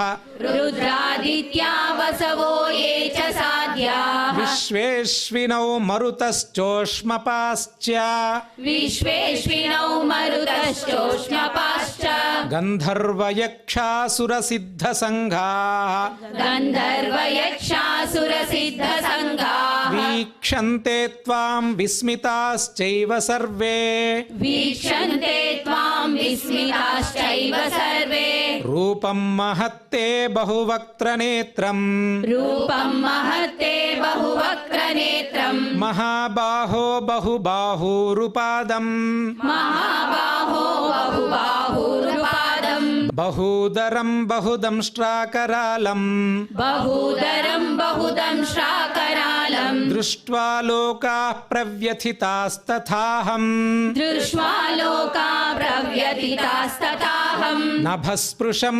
दीप्तमनेकवर्णम् नभस्पृशं दीप्तमनेकवर्णम् व्यात्तानलार्कद्युतिमप्रमेयम् व्यात्ताननं दीप्तविशालनेत्रं व्यात्ताननं दीप्तविशालनेत्रं दृष्ट्वा हि त्वां प्रव्यथितान्तरात्मा दृष्ट्वा हि त्वां प्रव्यथितान्तरात्मा धृतिं न विन्दामि शमं च विष्णो धृतिं न विन्दामि शमं च विष्णो दंष्ट्राकरालानि च ते मुखानि दंशाकरालानि च ते मुखानि दृष्ट्वैव कालानलसन्निभानि दृष्ट्वैव कालानलसन्निभानि दिशो न जाने न लभे च शर्मा दिशो न जाने न लभे च शर्मा प्रसीद देवेश जगन्निवासा प्रसीद देवेश जगन्निवास इति श्रीमद्भगवद्गीतासु इति श्रीमद्भगवद्गीतासु उपनिषत्सु उपनिषत्सु ब्रह्मविद्यायां ब्रह्मविद्यायां योगशास्त्रे योगशास्त्रे श्रीकृष्णार्जुनसंवादे श्रीकृष्णार्जुनसंवादे विश्वरूपसन्दर्शनयोगो नाम विश्वरूपसन्दर्शनयोगो नाम एकादशोऽध्यायः। एकादशोऽध्यायः। यत्र योगेश्वरः कृष्णो यत्र योगेश्वरः कृष्णो यत्र पार्थो धनुर्धरः यत्र पार्थो धनुर्धरः तत्र श्रीर्विजयो भूतिः तत्र श्रीर्विजयो भूतिः ध्रुवा नीतिर्मतिर्मम ध्रुवा नीतिर्मतिर्मम यदक्षरपदभ्रष्टं यदक्षरपदभ्रष्टं मात्राहीनं च यद्भवेत् मात्राहीनं च यद्भवेत् तत्सर्वं क्षम्यतां देव तत्सर्वं क्षम्यतां देव नारायण नमोऽस्तु ते नारायण नमोऽस्तु ते कायेन वाचा मनसेन्द्रियैर्वा कायेन वाचा मनसेन्द्रियैर्वा बुद्ध्यात्मना वा प्रकृते स्वभावात् बुद्ध्यात्मना वा प्रकृते स्वभावात् करोमि यद्यत् सकलं परस्मै करोमि यद्यत् सकलं परस्मै नारायणायेति समर्पयामि नारायणायेति समर्पयामि सर्वे भवन्तु सुखिनः सर्वे भवन्तु सुखिनः सर्वे सन्तु निरामयाः सर्वे सन्तु निरामयाः सर्वे भद्राणि पश्यन्तु सर्वे भद्राणि पश्यन्तु मा कश्चित् दुःखभाग् भवेत् मा कश्चित् दुःखभाग् भवेत् ಅನ್ಯಥಾ ಶರಣಂ ನಾಸ್ತಿ ತ್ವಮೇವ ಶರಣಂ ಮಮ ಎಂಬ ಒಂದೇ ಒಂದು ಭಾವ ಮಾತ್ರ ನಮ್ಮ ಮನಸ್ಸಲ್ಲಿದ್ದು ಆ ಭಗವಂತನ ಶ್ರೀನಿವಾಸನ ಚರಣಾರವಿಂದಗಳಲ್ಲಿ ನಾವೆಲ್ಲರೂ ಕೂಡ ಮಂಗಳವನ್ನು ಹಾಡಿ ಅವನ ಕೃಪೆಗೆ ಪಾತ್ರರಾಗೋಣ. ಎಲ್ಲರೂ ಕೂಡ ಹೇಳಿ ಶ್ರಿಯಃ ಕಾಂತಾಯ ಶ್ರೀಯಕಾಂತಾಯ ಕಲ್ಯಾಣನಿಧಯೇ ಕಲ್ಯಾಣನಿಧಯೇ ನಿಧಯೇರ್ಥಿನಾಂ ನಿಧಯೇರ್ಥಿನಾಂ ಶ್ರೀವೆಂಕಟನಿವಾಸಾಯ ಶ್ರೀವೆಂಕಟನಿವಾಸಾಯ ಶ್ರೀನಿವಾಸಾಯ ಮಂಗಳಂ ಶ್ರೀನಿವಾಸಾಯ ಮಂಗಳಂ ಶ್ರೀವೆಂಕಟನಿವಾಸಾಯ ಶ್ರೀವೆಂಕಟನಿವಾಸಾಯ ಶ್ರೀನಿವಾಸಾಯ ಮಂಗಳಂ ಶ್ರೀನಿವಾಸಾಯ ಮಂಗಳಂ ಶ್ರೀ ಶ್ರೀನಿವಾಸಾಯ ಮಂಗಳಂ ಶ್ರೀ ಶ್ರೀನಿವಾಸಾಯ ಮಂಗಳಂ ಸರ್ವಂ ಶ್ರೀಕೃಷ್ಣಚರಣಾರ್ಪಣಮಸ್ತು. ಸರ್ವಂ ಶ್ರೀಕೃಷ್ಣಚರಣಮಸ್ತು.